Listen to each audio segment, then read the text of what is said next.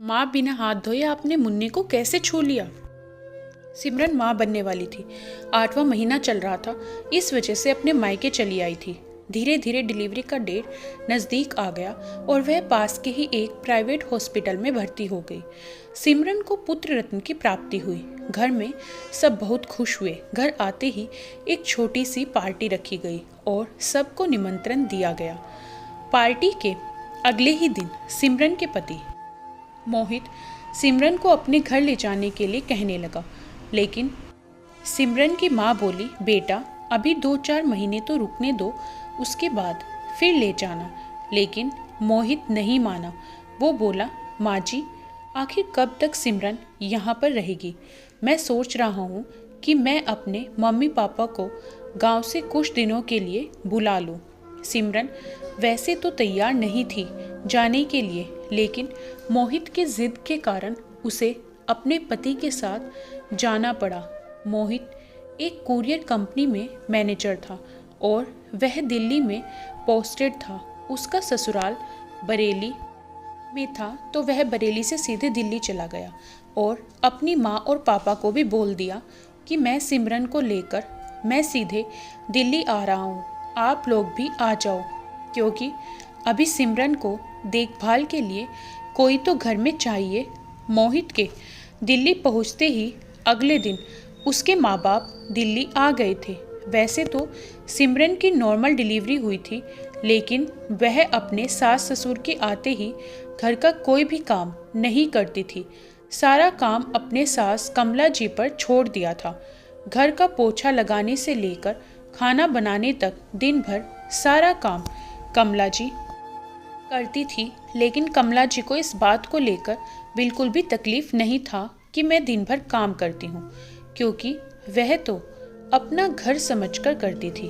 उन्हें ज़रा भी एहसास नहीं था कि उन्हें सिमरन जानबूझकर काम में लगाई रहती है और अपने दिन भर टीवी देखती रहती है और हमेशा शरीर में दर्द का बहाना बनाकर आराम करते रहती थी।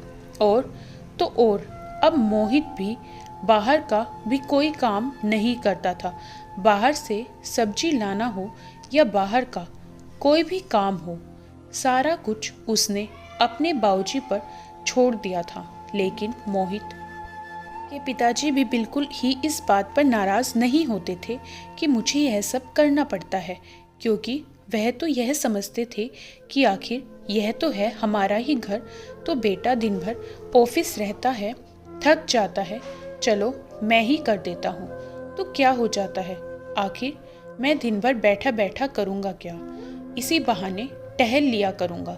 धीरे धीरे मोहित का लड़का 6 महीने का हो गया, लेकिन सिमरन अब भी घर का कोई भी काम नहीं करती थी। मोहित की माँ चाहे बीमार भी पड़ती थी, तब भी उनको घर का सारा काम करना पड़ता था और बदले में 10 फरमाइश और भी कर देती थी। मम्मी आज शाही पनीर खाने का मन कर रहा है, आप बहुत अच्छा बनाती हैं, क्या आज आप बना देंगी?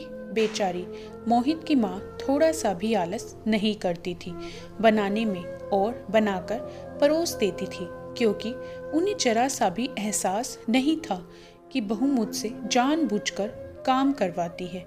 एक दिन की बात है, संडे का दिन था। उस दिन मोहित भी घर पर ही था। सब एक साथ ही बैठे हुए थे।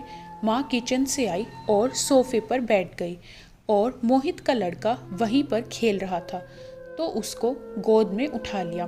उसके बाद तो जो ड्रामा हुआ, ऐसा होगा मोहित के माँ को उम्मीद भी नहीं था। मोहित गुस्सा हो गया, अपनी माँ को डांटने लगा, माँ आपने बिना हाथ धोए मुन्ने को कैसे छू लिया? आपको पता है इससे इन्फेक्शन हो जाता है, और हाँ, आप जब भी मुन्ने को छुएं तो हाथ धोकर ही छुएं।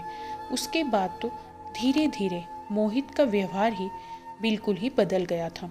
माँ आप जोर से मत बोला करो, मुन्ना जग जाएगा। माँ आप मुन्ना से इंग्लिश में बात करो, नहीं तो मुन्ना गांव की भाषा सीखकर गंवार बन जाएगा।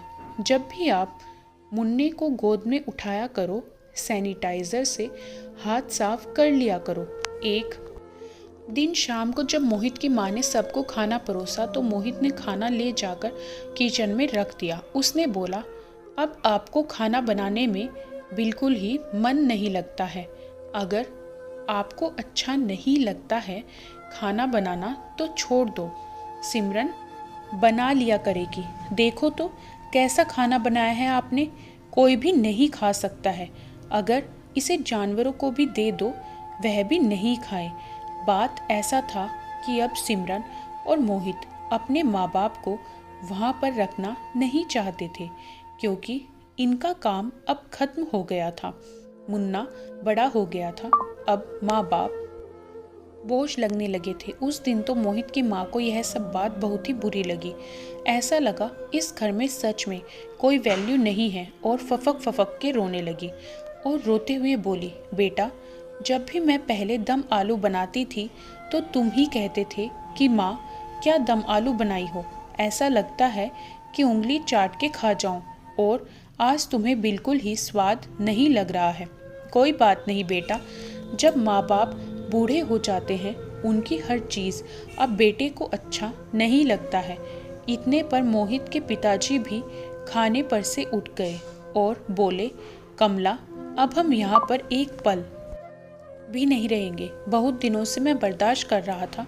मैं सोच रहा था कोई बात नहीं, बेटा है, बोल दिया तो क्या हो गया, लेकिन अब हम यहाँ एक पल भी नहीं रहेंगे। जिस घर में तुम्हारी कोई इज्जत नहीं हो उस घर में हम एक पल भी नहीं रह सकते हैं। मोहित के पिताजी ने मोहित को बोला, बेटा सही है, आज हम तो बिल्कुल बुरे हो ही गए हैं। तुम भूल गए जब तुम छोटे थे तो माँ तुम्हारी किचन में रहती थी और वहीं पर तुम खेलते रहते थे आलू भिंडी में, और माँ तुम्हारे खाना बनाती थी। तभी भी आज कितने स्वस्थ और मस्त हो। लेकिन आज तुम्हारी माँ तुम्हारे बच्चों को छू देती है तो तुम्हारे बच्चों को इन्फेक्शन हो जाएगा। क्या बात है, लेकिन कोई बात नहीं, अब हम यहाँ पर बिल्कुल नहीं रहेंगे। तुम्हारी माँ कोई बाई नहीं है जो तुम्हारी पत्नी की दिन भर सेवा करती रहेगी, और आज यहाँ रहते हुए हमें 1 साल से भी ज़्यादा हो गए। क्या तुम्हारी पत्नी ने कभी तुम्हारी माँ का पैर भी दबाया है? कभी पूछा है अपनी पत्नी से कि तुम भी घर में हाथ बटा दिया करो? हम कोई नौकर नहीं हैं जो यहाँ पर दिन भर काम करे और उसके बदले में तुम हमें खाना देते हो। ऐसी ज़िंदगी से बेहतर है कि हम अपने घर चले जाएं। वहाँ हमें कोई बोलने वाला तो नहीं है। अगले दिन ही कमला जी और मोहित के पिताजी सुबह ही अपने गांव को लौट गए थे। उसके बाद जब सिमरन को घर का सारा काम करना पड़ता था तब एहसास हुआ कि सास ससुर क्या होते हैं। फिर उन्होंने फैसला किया एक भाई रख लिया जाए, जिससे बच्चे को भी आराम हो जाएगा और सिमरन को भी आराम हो जाएगा। इस तरह घर में एक मेड रख लिया गया। सुबह आती और जैसे तैसे घर में पोछा लगाती और बर्तन धोकर चली जाती। जब सिमरन खाना बनाने गई तो देखी कि बर्तन तो ठीक से साफ ही नहीं हुआ। अगले दिन जैसे ही वह मेड आई, सिमरन उसको डांटने लगी कि तुम्हें बिल्कुल भी तरीका नहीं है बर्तन धोने का। उस पर मेड भी सिमरन को डांटने लगी, मैडम आजकल 500 रुपये में कुछ नहीं आता। अगर मैं पूरे दिन आपके ही घर काम करूं तो मेरा पेट नहीं भर जाएगा। मुझे और भी घर जाना होता है, तो आप थोड़ा बहुत आप भी अपने बर्तन को साफ कर लिया करो। अब एहसास हुआ कि सास ससुर क्या होते हैं। सिमरन को लग रहा था वाकई जैसे भी थे सास ससुर अच्छे थे, कम से कम मुन्ना का भी ख्याल रखते थे और कितने अच्छे से रखते थे।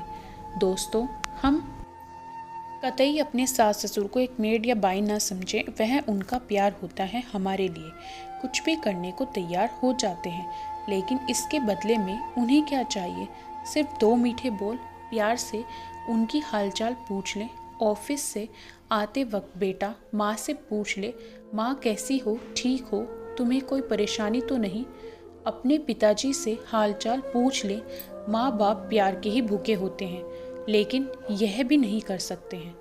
दोस्तों, इस कहानी के बारे में आपकी क्या राय है? हमें कमेंट करके ज़रूर बताएं। वीडियो को लाइक करें, शेयर करें। चैनल पर नए हो तो सब्सक्राइब करना ना भूलें।